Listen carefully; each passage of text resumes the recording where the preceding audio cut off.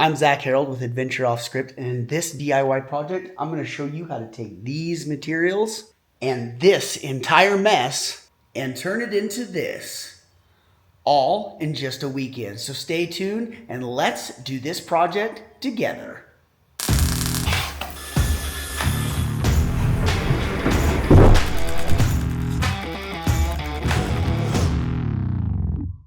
So step one is to clear out the area. So that means move everything that you have piled against your wall away from the wall.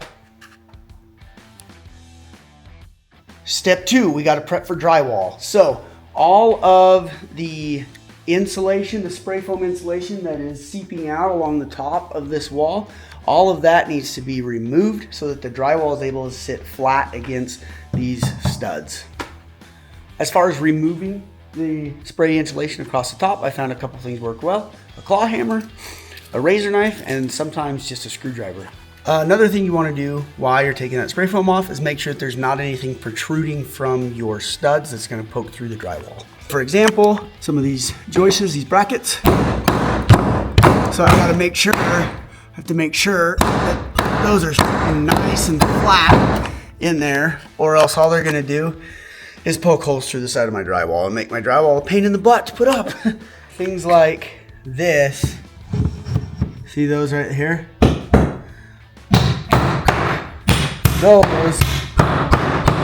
Those are troublesome for when you're hanging your drywall. So a great way to look for them is to scan like this with your hammer, up and down. You can just look too as well. Another thing that is helpful to do prior to getting the drywall up is coming along and marking the center of your studs on the floor and on the ceiling. A step that will help you when it comes time to putting all the screws in the drywall. And the next step is to sweep the area and get it clean of all the debris.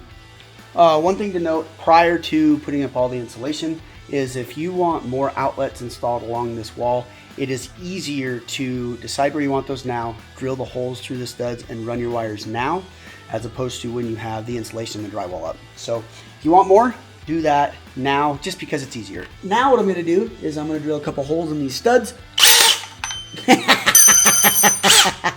Now what I'm gonna do, I'm gonna drill a couple holes in these studs and get a couple more electrical boxes lined out.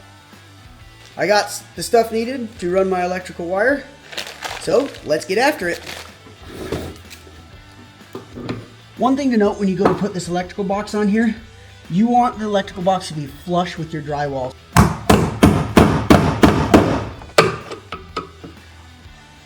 So as you can see, I got my electrical wire ran there, and I'm going to take this and I'm just going to put it in the bottom of this electrical box for now, and I'm going to do the same with the wire that comes from this side.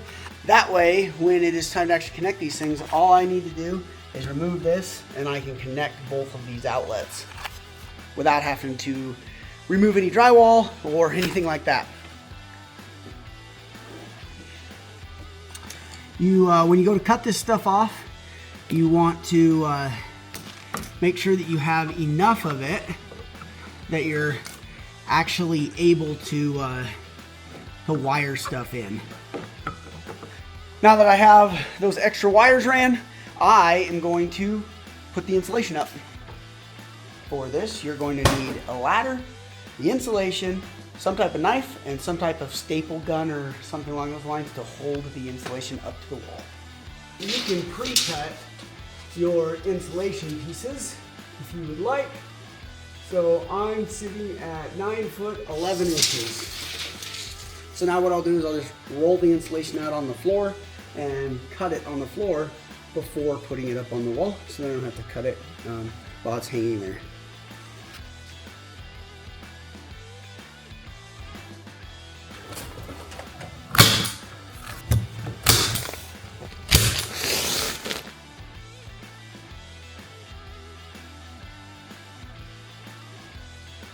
Got all the insulation up. Now I'm gonna clean up the work area a little bit, and then I'm gonna start bringing over some drywall. If you're using a regular drill where you can change the settings, you want the settings to where your drill is not gonna blow your screw all the way through your drywall. If you're using a driver, you're just gonna have to pay attention. When I go to set this drywall, I will be setting the drywall on top of this as a spacer so that the drywall is not sitting directly on the foundation. For the outlet, all I'm going to do is I'm going to mark on each side of this sheet that's already up, and I'm going to set the next one on there. I'm going to put a few screws throughout that board, and then I'm going to use this tool to cut out around the outlet, because I'll just stick an extra outlet box that I have on the outside. I'll trace around it, and then I can just trace, basically go all the way around it with this, and then I don't have to pre-cut that outlet hole before I put that drywall up there.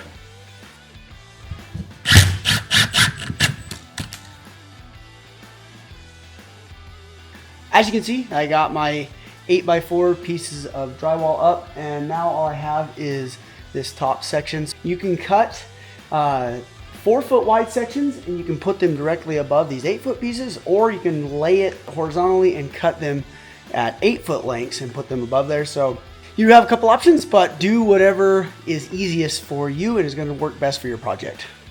All right, we got all the drywall up, and now it is time to mud and tape these seams. So what you're going to need is you're going to need some type of mudding. Some of them come pre-mixed, and like if you're doing a small job, that's what I would recommend. If you're not doing a small job, they come in basically a powder, and you mix water in. And you're going to need some tape, and then you're going to need some trowels. And I really like having, I don't know what the right term for it is, a mud pan. I like putting all my mud in here and then utilizing this to carry my mud around as I'm doing the taping and mudding. So you're going to want to do every single seam, and then you're going to want to put some mud over top of each one of the screw holes as well. As you can see, the drywall is all up. Disclaimer, I'm not a professional drywaller. The only reason I showed you the drywall and the installation is because that had to be up in order for me to get the shelves done. So now I think you would basically sand the mud. You could put another coat of mud, and then it would be time to sand it one more time and then paint. I don't know what color I want to paint it, so for now I'm just going to put the shelves up, and I'm either going to paint the shelves the same color I decide or paint around the shelves. So now let's go ahead and get started with building the shelves.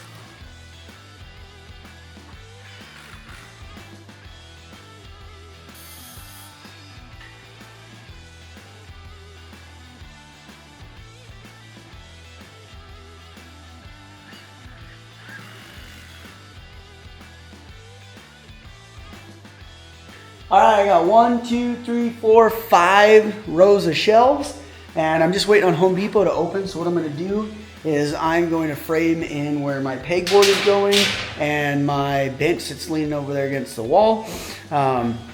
Frame all that in so it's supported and has plenty of spots to anchor it to the wall. As you can see, I got it framed out where the pegboard is going to go. Now what I'm going to do is I'm going to put joists all along each one of these shelves where the braces are going to go to hold on to help support the plywood. Well, I'm going to start installing the joists, and I'm going to put them right around 19 inches apart. That'll give me 1 on each end and then 4 extra joists throughout the middle to help support the plywood for each one of the shelves. Now that I have the joists up on this side, I'm going to measure the length that I need for my supports, and I'm going to cut all of them. Then I'm going to start piecing together the shelf. Yes! We're getting somewhere. All right, because I have so many of these to cut, if I lay them out like this, mark one there, 20 there, my chalk line.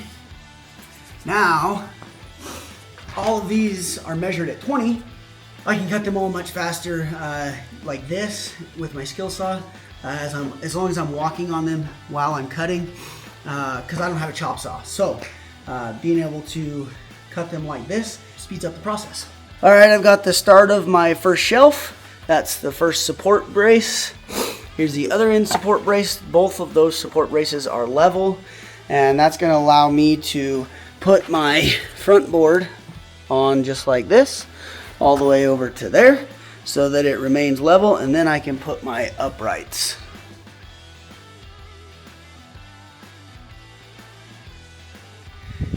All right, I got all these braces in for everything, and now I'm going to cut the plywood that is laying on top to complete the shelves as far as the platform goes.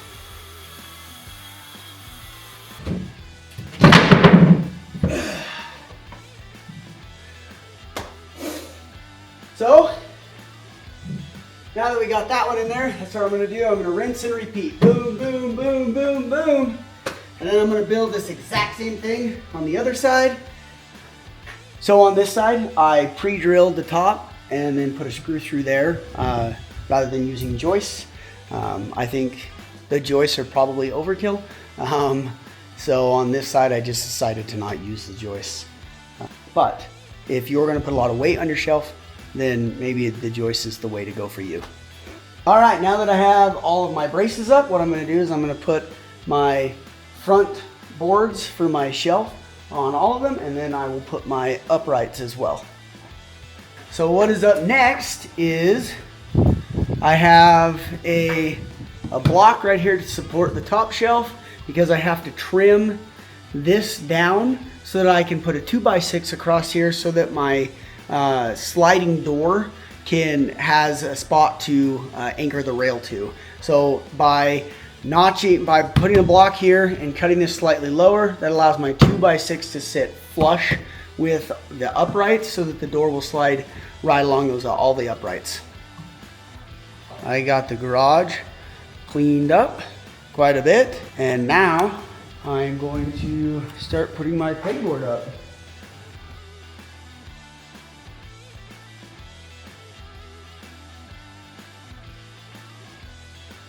So these supports hold up that bench. You can see this pegboard has kind of a lip around it.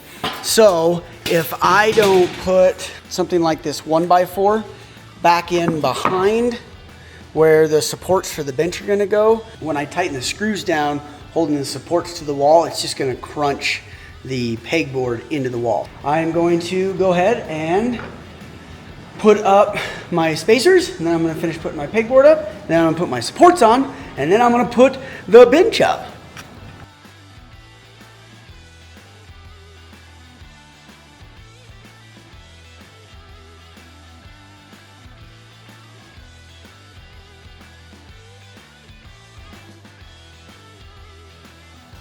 Thanks for taking the time to watch our video. Be sure to like and subscribe. And in the next video, I'm going to show you how I built these sliding doors.